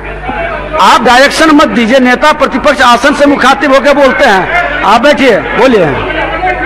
अच्छा ठीक है, ठीक है महोदय, आपका चलिए कोई नहीं, लेकिन ये जो फुल फॉर्म जो दिया गया था 2015 में, ये हमने तो नहीं ना दिया। जो भी दिया आज वो मतलब हम ही लोग को बोला कि प्रचार हो रहा है सोशल मीडिया पे, व्हाट्सएप पे भ्रम फैलाया जा रहा है। कौन ज्यादा हानिकारक है? हम लोग तो कोई झूठ का प्रचार नहीं करेंगे। झूठ का प्रचार कर रहे हैं, अफवाह फैला रहे तो कीजिए अरेस्ट, हम खड़े हैं, लीजिए हथकड़ी लगाइए। हम लोग हाथ खड़े हैं लेकर के। आपको लगता है हमने किया तो लो हाथ में हथकड़ी डालो, भेजो जेल, या तो आप बोलिए मत। लेकिन दंगा फसाद होता रहे पूरे बिहार में, जो प्रोत्साहन देता रहे, लोग कहते रहे कि हम कॉम्प्रोमाइज नहीं करेंगे, कॉम्प्रोमाइज नहीं करेंगे कम्युनिज्म से। अब नेता प्रतिपक्ष, आप समय आपका समाप्त होने को है, बोलिए, कंक्लूड करिए। हम तो यही बोल रहे हैं। बैठ जाइए माननीय सदस्य। अरे क्राइम चला गया अपराधियों के पास, कोई कॉम्प्रोमाइज कहां की, लेकिन अभी अपराधियों का बोलबाला है। आपका करप्शन चला गया भ्रष्टाचारियों के पास। सृजन घोटाला के जो मनोरमा देवी के बहू बेटा खुलेआम घूम रहे हैं, मेहमान बन करके, जमाई बन करके, कोई कार्रवाई हो सकती है? सुशील मोदी जी का पिछले ही सदन में हमने इतना रिकॉर्ड दिया, ट्रांजैक्शन का, अकाउंट का, सीएजी का, आरबीआई का, अब समय, सब कुछ, कोई कार्रवाई हुई महोदय? तात्कालीन उस समय के, अरे उस समय थे ना भाई। अब समाप्त करिए, अब समाप्त करिए महोदय। हम लोग यही कहना चाहते हैं महोदय, अब समाप्त करिए, समय हो गया। महोदय ज्यादा कुछ ना कहते हुए हम लोग अब बैठिए ना, आप कैसे चुनाव जीती नहीं पता है, वोट कैंसिल करवा करके बैठिए, पोस्टल वोट कैंसिल करवा के जीती हुई आप तो हारी हुई। चलिए फिर आप इधर उधर देखने लगे हैं। अब समाप्त करिए, अब समाप्त करिए। अध्यक्ष महोदय, हम बस इतना ही चाहते हैं कि मुख्यमंत्री जी ने कोरोना काल में कमेटी बनाने की बात की थी कि नहीं की थी? आप भी थे महोदय। समय हो गया, कंक्लूड कर रहे हैं। और हमने जिन जिन चीजों को, चाहे हमने क्राइम का मसला उठाया, लॉ एंड ऑर्डर का मसला उठाया हो, चाहे हमने कृषि का मसला उठाया हो, चाहे बेरोजगारी, इंडस्ट्री, कारखाने, शिक्षा, स्वास्थ्य, आरक्षण, इन सारे मसलों पे हम लोग चाहते हैं कि मुख्यमंत्री जवाब दे।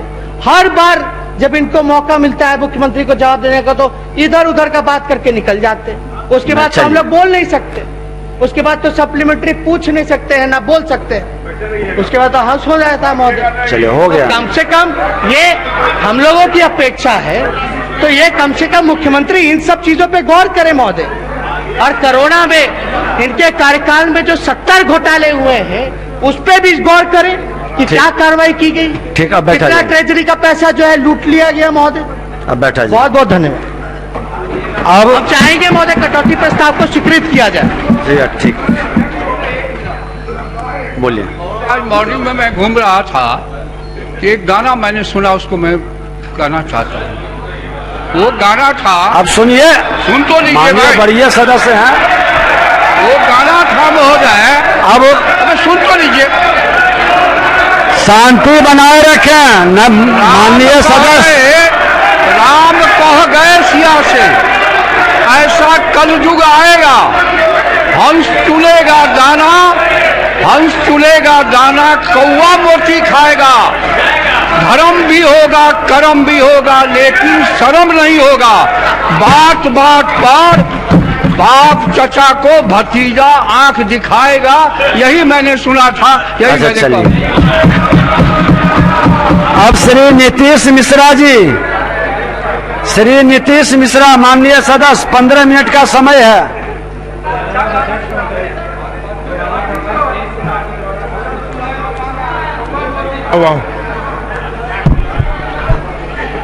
सर्वप्रथम तो मैं अपनी पार्टी के प्रति भी आभार व्यक्त करता हूं कि मुझे बोलने का अवसर दिया गया और 17वीं विधानसभा में पहली बार बोलने के लिए खड़ा हुआ हूं। अपने क्षेत्र की जनता, झंझारपुर की जनता के प्रति आभार व्यक्त करता हूं कि इस सदन में उन्होंने मुझे निर्वाचित करके भेजा। इस सदन में लगभग 104 नए सदस्य आए हैं, जैसा मैंने अखबारों में संख्या देखी थी। मुझे ये सौभाग्य है कि मैं चौथी बार आया हूं चुन के। जब नए सदस्य आते हैं पहली बार चुन के, बहुत अरमान होते हैं, क्षेत्र के प्रति जवाबदेही उनकी होती है और सबों के मन में इच्छा होती है कि हम अपने क्षेत्र के लिए क्या से क्या हम कर दें। मैं सिर्फ इतना ही कहना चाहूंगा नए साथियों को कि हम लोग अपने क्षेत्र की जनता की आवाज बनकर आए हैं। 3-3.25 लाख लोगों का प्रतिनिधित्व हम कर रहे हैं। ये अवसर हम सबों को मिला है, इसका सकारात्मक उपयोग हम सब करें। अध्यक्ष महोदय, बहुत संक्षेप में मैं अपनी बात रखना चाहूंगा। हमें ये सौभाग्य मिला हुआ है जब पूर्व राष्ट्रपति डॉक्टर APJ अब्दुल कलाम साहब ने बिहार विधानमंडल के संयुक्त सत्र को संबोधित किया था और उस संबोधन में उन्होंने जो बिहार में 243 माननीय विधायक हैं उन सब के बारे में उन्होंने ये कहा था कि आप अपने आप को विधायक मत समझिए, बल्कि बिहार के 243 डेवलपमेंट पिलर्स हैं। आप विकास की राजनीति कीजिए, आप विकास की बात कीजिए और आप देखेंगे कि कैसे आपकी क्षेत्र की जनता आपको सराखों पर रखती है। कुछ आंकड़ों की बात हुई, मुझे प्रसन्नता हो रही है कि जो पार्टी कभी IT क्या होता था कहा करते थे, आज उनकी चिंता बहुत ज्यादा बढ़ गई है कि बिहार में IT का भी व्यापक विस्तार हो। और मुझको प्रसन्नता इस बात की भी है कि बार बार अपने संबोधन में डेटा के इस्तेमाल पर जोर दिया गया, लेकिन डेटा का एक थ्योरी भी है अध्यक्ष महोदय, that data needs continuous updation. एक आंकड़ा मैंने देखा चुनाव के समय में भी, मुझको मौका नहीं मिला कि मैं इस बात को सार्वजनिक रूप से कहीं रख सकूं। अनएम्प्लॉयमेंट की बात के आंकड़े को बार बार संबोधन में या अनेक जगह इस बात का जिक्र किया गया। वो डेटा CMI की रिपोर्ट का है, सेंटर फॉर इंडियन इकोनॉमी, जिसमें अप्रैल के महीने में आप सब अवगत हैं कि लॉकडाउन का समय था, तो पूरे देश में ही नहीं पूरे विश्व में एक अजीब सी स्थिति हम लोग की बनी हुई थी। 46.6% था, इसमें कहीं कोई दो राय नहीं है। लेकिन उसी CMI की रिपोर्ट ने सितंबर महीने में जब एम्प्लॉयमेंट का डेटा बिहार का जब उन्होंने प्रकाशित किया था तो वो 13.3% था। लेकिन विगत लगभग 8-10 महीने से एक ऐसे आंकड़ों का इस्तेमाल किया जा रहा है जो कि असत्य है और उसका प्रयोग करके सिर्फ नौजवानों को दिग्भ्रमित करने की कोशिश की जाती रही।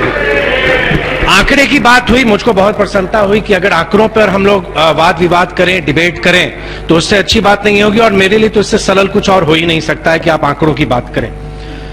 2005 से आज 2021 की यात्रा, न्याय के साथ विकास की यात्रा, और इस विकास की यात्रा का मैं भी साक्षी रहा हूं कि माननीय मुख्यमंत्री श्री नीतीश कुमार जी के साथ मुझे भी एक लंबे समय तक उनके मंत्रिमंडल में काम करने का सौभाग्य मिला है।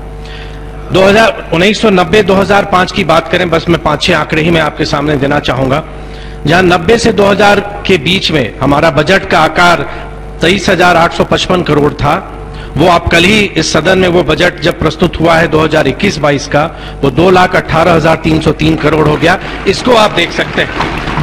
GDP, जब हम विकास की बात करते हैं तो विकास का पैमाना क्या होगा, हम कैसे मेजर करेंगे कि हमारा राज्य या हमारा देश डेवलप कर रहा है। 90 से 2005 के बीच में बहुत सारे आंकड़े दिए गए, लेकिन मैं विकास के तथ्यों की बात कर रहा हूं। 3.19% था हमारा GDP, जो 2005 से 2020 के बीच में 11.3% हुआ।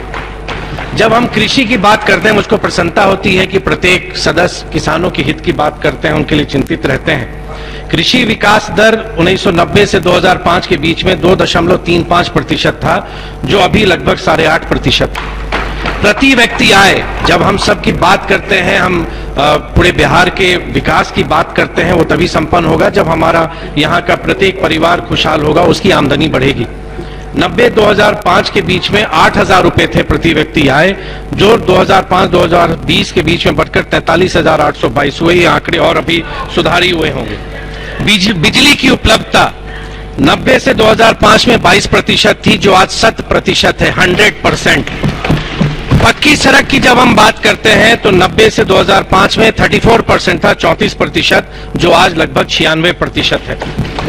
आत्मनिर्भर की बात हुई, और आत्मनिर्भर मैं इतना जरूर कहूंगा, चाहे हम किसी भी राजनीतिक दल से हों यहां बैठा हुआ प्रत्येक व्यक्ति ये जरूर चाहेगा कि हमारा देश आत्मनिर्भर हो, हमारा राज्य आत्मनिर्भर हो। और कोरोना की त्रासदी ने हम सबको, ना सिर्फ भारत को बल्कि संपूर्ण विश्व को विवश कर दिया है कि हम अपनी जरूरतों को हम कैसे पूरा कर सकें, ताकि मेरे दूसरे राष्ट्रों पर निर्भरता हमारी घटे। और मुझको लगता है प्रत्येक व्यक्ति इस विचार से जरूर सहमत होंगे और जरूर चाहेंगे कि हमारा राज्य भी आत्मनिर्भर बने। उस संदर्भ में मैं सिर्फ दो पंक्ति में कहना चाहूंगा कि मैं एक जनप्रतिनिधि के नाते, क्योंकि एक जनप्रतिनिधि का भी विकास में एक बहुत बड़ी भूमिका होती है, मैं आत्मनिर्भर बिहार की कल्पना से सहमत विचार हूं। मैं बिहार के विकास में छोटा सा भागीदार हूं और मुझे लगता है कि इस विचार से सब सहमत होंगे। किसान की बात हुई, मुझको एक पुराना संदर्भ याद आ गया। माननीय मुख्यमंत्री जी अभी नहीं है, लेकिन मुझको वो घटना याद है। 2005-6 के बीच में मैं बिहार का गन्ना विकास मंत्री था। चीनी मिल की बात हुई, मुझे बहुत अच्छा लगता है जब उधर के साथ ही बंद पड़ी चीनी मिल की दर्द की बात करते हैं, लेकिन वो भूल जाते हैं कि वो चीनी मिलें बंद कब हुई। और 1996 में आपको जानकारी नहीं होगी कि उस समय राज्य सरकार की अनुमति से, जानकारी दे रहा हूं, जानकारी ले लीजिए, कभी ना कभी काम आएगा। 1996 में राज्य सरकार की अनुमति से बंद पड़े चीनी मिल, जो बिहार राज्य चीनी निगम की मिले थे, उनको लिक्विडेशन के लिए राज्य सरकार ने माननीय उच्च न्यायालय में एक याचिका दायर किया।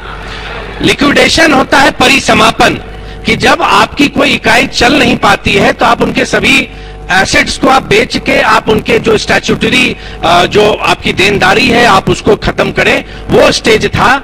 2005-6 में बिहार ने गन्ना प्रोत्साहन नीति बनाई और बंद पड़ी चीनी मिलों के संचालन के लिए हम सबों ने कारगर योजना बनाई, और उसी का परिणाम रहा कि बंद पड़ी चीनी मिलों में आज लोहट और आपको सुगौली HPCL के माध्यम से आज उसका संचालन भी हो रहा है। 8 करोड़ 84 लाख किसान की दर्द की बात करते हैं आप। गन्ना किसानों का 10 वर्षों से अधिक समय का 8 करोड़ 84 लाख रुपया बकाया था। मैं एक प्रस्ताव लेके माननीय मुख्यमंत्री जी के पास गया था और मैंने सिर्फ उनको कहा कि माननीय मुख्यमंत्री जी 10 वर्षों से भी अधिक गन्ना किसानों का बाकी है। सिर्फ एक बार मेरे सिर्फ उनके संज्ञान में लाने के बाद परिणाम यह हुआ कि बंद पड़ी चीनी मिलों में जितने भी किसानों का बकाया राशि था सबका भुगतान हम लोगों ने किया।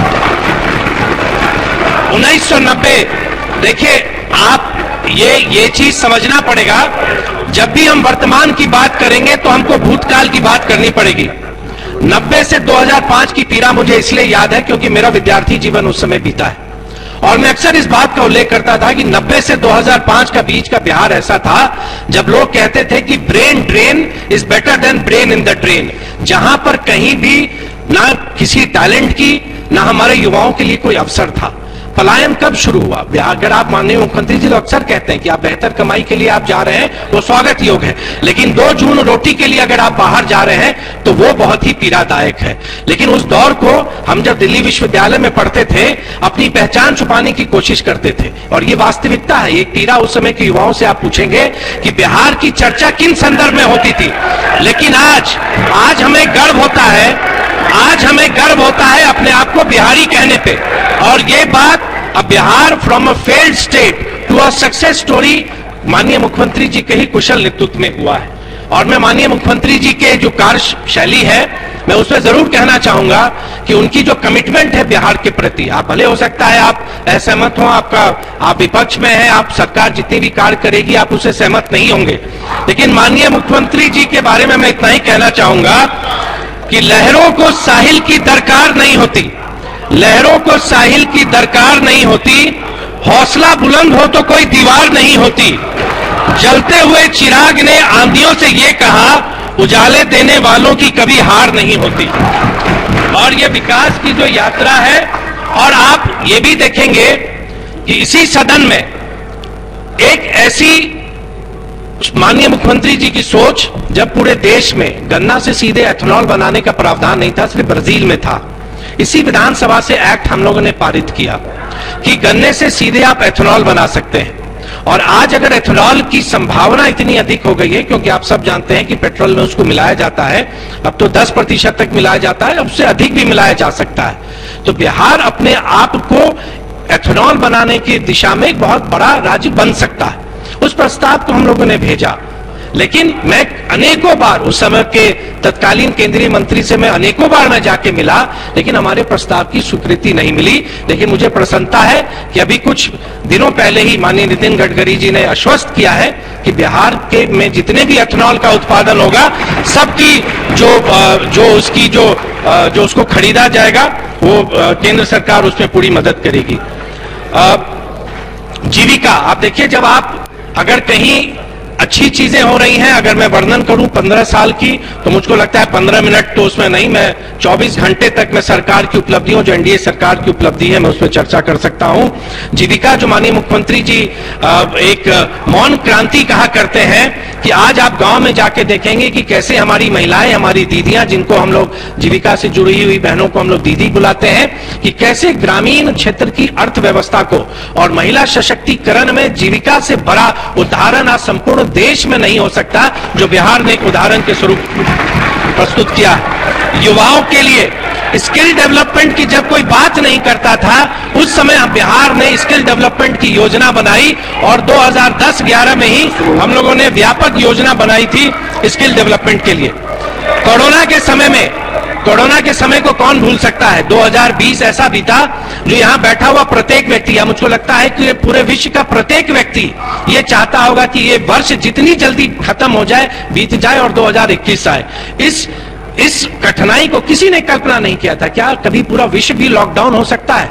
हम लोगों ने कभी नहीं कल्पना की थी, नहीं, विश्व भी लॉकडाउन में जा सकता है, लेकिन ऐसा हुआ। लेकिन उसी परेशानियों में हम कैसे अपने राज्य के परिवारों को, हम उनके तकलीफों को कम कर सके, उसमें केंद्र सरकार की सहयोग से और राज्य सरकार की सहयोग से प्रत्येक परिवार तक सहायता पहुंचाई गई। और इसमें कोई किंतु परंतु नहीं है, क्योंकि डीबीटी जिस चीज की आप कल्पना नहीं कर सकते हैं, डायरेक्ट बेनिफिट ट्रांसफर, एक वरदान के तौर पर इस देश में उसका प्रयोग माननीय प्रधानमंत्री जी और माननीय मुख्यमंत्री जी कर रहे हैं, कि जब लाभुक के खाते में सीधे राशि ट्रांसफर जब होती है, तो कहीं भी बिचौलिए की कोई भूमिका उसमें नहीं होती है।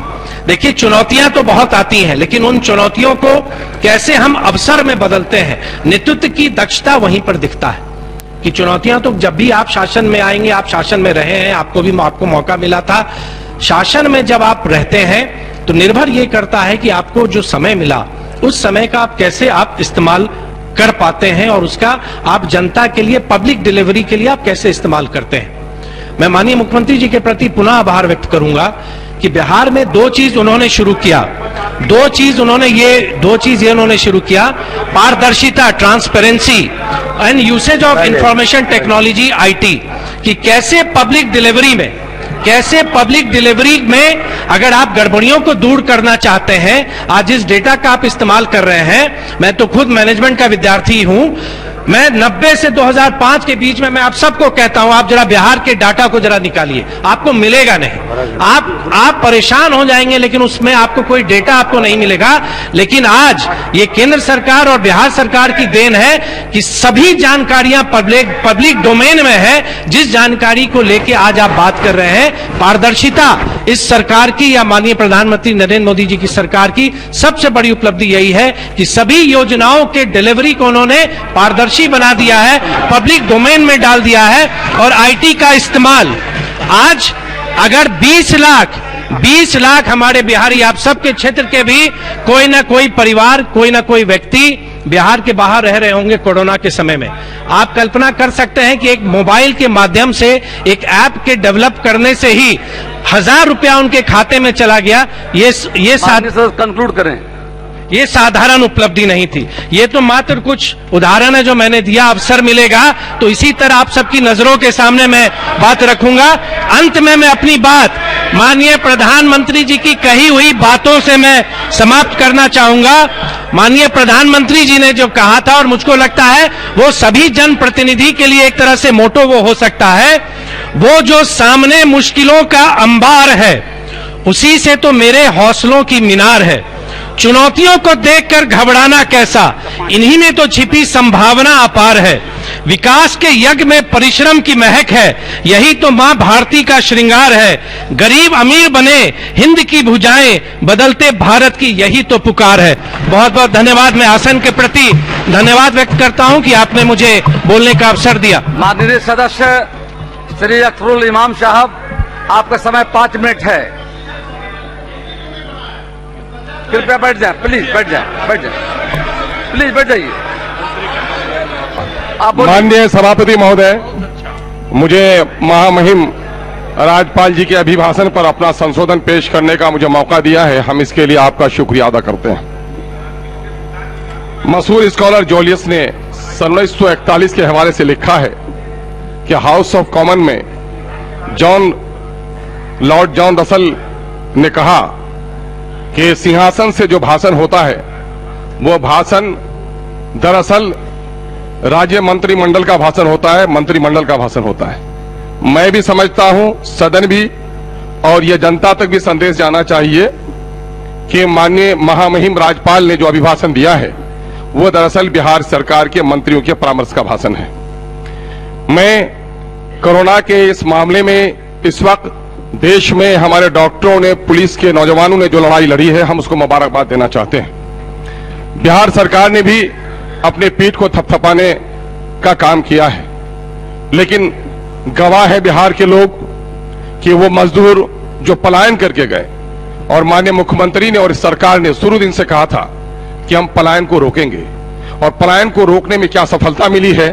कोरोना काल में जब देश के तमाम तर शहरों में बिहारी मजदूर के रोने और बिलखने की आवाज आई तो लगा बिहार का मजदूर 2 वक्त की रोटी के लिए पूरे देश में फैला हुआ है। और जब वो लौट कर घर आना चाहा, वो मजदूर जो आज इस विपरीत स्थिति में भी, आज अगर आपके स्टेट जीडीपी को संभालने का काम किसी ने किया है तो इन मजदूरों ने किया है। ये मजदूर सिर्फ अपने बाल बच्चों की रोटी के लिए नहीं गए, बल्कि बिहार की तरक्की के लिए गए।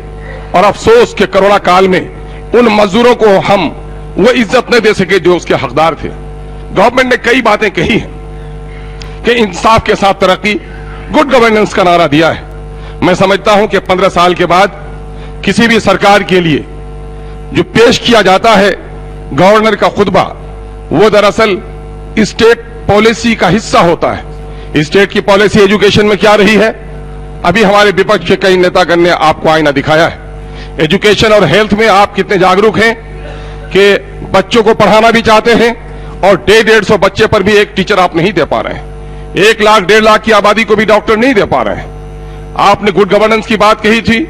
गुड गवर्नेंस कब हो सकता है, जब ये हो सकता है व्यक्ति इकाई है लोकतंत्र की, व्यक्ति को आधार मानकर ही सारी पॉलिसियां बनाई जाती हैं। प्रखंड का आकार क्या होगा, जिला का आकार क्या होगा, ये आकार अपने आप तक तय नहीं किया है। आपने एडमिनिस्ट्रेटिव रिफॉर्म की बात कही थी। आपने कहा था कि साहब हम छोटी छोटी इकाइयों में डिसेंट्रलाइजेशन ऑफ पावर करेंगे। कहीं 5 लाख का जिला है और कहीं 50 लाख का आपका जिला है। 5 लाख के जिला को एक डीएम मिलता है, एक सदर हॉस्पिटल मिलता है, और 50 लाख की आबादी को वही मिलता है। कैसे बिहार में संतुलित विकास होगा? बिहार का संतुलित विकास नहीं हो सका। आप पटने में फ्लाईओवर बनाते हैं, पिछले 10-15 सालों में आपने कई काम किए हैं, हम आपको मुबारकबाद देना चाहते हैं। शराबबंदी पर गर्जे पूरे तौर पर आप कामयाब नहीं हो सके, शराब बिक रही है, लेकिन चलिए एक अच्छा कदम था। आपने पटने को सजाया है, संवारा है, आपने राजगीर को खूबसूरत दुल्हन की तरह सजाया है, हम आपको मुबारकबाद देना चाहते हैं। लेकिन संतुलित और इंसाफ के साथ तरक्की का नारा इस बात को भी पुकार पुकार कर आपको कह रहा है कि बिहार का मतलब सिर्फ पटना के इर्द गिर्द की बस्तियां नहीं है, बल्कि वो सीमांचल का वो इलाका। आप फ्लाईओवर बनाते हैं, आप मेट्रो का प्रोग्राम बनाते हैं, आप प्रोग्राम बनाते हैं गंगा एक्सप्रेस हाईवे का, लेकिन आज आप सीमांचल के इलाके में जाकर देखिए 50 किलोमीटर की दूरी पर महानंदा में पुल नहीं है। हजारों को लोग बेघर हो गए हैं, उनकी खैरियत पूछने वाला कोई नहीं है। 50-50 किलोमीटर पर कॉलेज नहीं है। आप नारी उत्थान की बात करते हैं, हमारी बेटियां कैसे पढ़ सकती हैं, हमें रोजगार का मौका कैसे मिल सकता है? यही है कि आर्थिक सर्वेक्षण में जो रिपोर्ट आई है वो रिपोर्ट दर्शाता है कि कितनी डिस्पैरिटी है, क्षेत्रीय कितना असंतुलन है, कि कहीं मुंगेर में 90 करोड़ प्रति व्यक्ति आय है, 1 लाख से ज्यादा 1,25,000 का आय आपका प्रति व्यक्ति आपका पटने में है, और हमारा सीमांचल में 17 और 18,000 है। सीमांचल की सच्चाई यह है कि बैंक में साख जमा राशि अगर हो तो 75% राशि हमारे पूर्णिया में है, 60% की राशि हमारे किशनगंज में है, लेकिन सबसे कर्ज हमारे कम लोगों को दिया जा रहा है। हमारी नदियों में पुल नहीं बन पा रहा है, हमारे घर कट रहे हैं, उसकी खबर लेने वाला कोई नहीं है। इसीलिए सत्ता का विकेंद्रीकरण हो, यही कहा गया था, चाहे राजा का बेटा हो, चाहे मेहतर की संतान, सबको मिलेगा मौका एक समान। मैं सीमांचल के लोगों को, अपने साथियों को साक्षी रखकर कहना चाहता हूं कि आज पटने से हमको इंसाफ नहीं मिल रहा है, आज हमारी बस्तियां कट रही, कोई देखने वाला नहीं है, हमारी सड़कें नहीं बन रही है, इसलिए हमने मुतालबा किया है कि आप दूसरी राजधानी आप पूर्णिया को बनाने का काम कीजिए। पूर्णिया को दूसरी राजधानी इसलिए बनाइए, अगर मैं कहता हूं सीमांचल के पार्टी हिस्से ऊपर उठकर सत्ता और विपक्ष में जो लोग हैं, अगर इन एमएलए हजरात ने इस मौजू पर आपने साथ नहीं दिया तो सीमांचल की जनता आपको माफ नहीं करेगी, आपको घेरने का काम करेगी, क्योंकि ये एमआईएम का मुतालबा नहीं है। महोदय दो शब्द कह लीजिए, दर्द की गाथा 2 मिनट समय चाहिए आपका महोदय, ले लीजिएगा। सत्ता पक्ष ने बहुत अपना बयान सुनाया है, दोहरा कर वही बात कहेंगे। मैं बिहार की पीड़ा कह रहा हूं, बिहार के जनता के दर्द को आपके पास बयान करना चाह रहा हूं कि महोदय आज लगभग 6 लाख से ज्यादा लोग कैंसर के बीमार हैं। आज हाई कोर्ट में 52 जज की जगह पर 35 जज रह गए हैं। लगभग 30 लाख मुकदमा गांव में पेंडिंग पड़े, जेली कोर्टों में पेंडिंग पड़े हुए हैं। 1,78,000 मुकदमा हाई कोर्ट में पेंडिंग में पड़े हुए हैं। पूरे बिहार की दशा क्या है? पुलिस के नौजवान बहाल नहीं हो रहे। आज अगर गांव में देखिए, जाति प्रमाण पत्र, आय प्रमाण पत्र को वसूल करने हासिल करने के लिए 12 दिन का वक्त दिया है। महोदय जरा 2 बात कह लेने दीजिए। महोदय आप तो हमारे लिए हमेशा बड़े मेहरबान रहे हैं, मैं समझता हूं कि हमको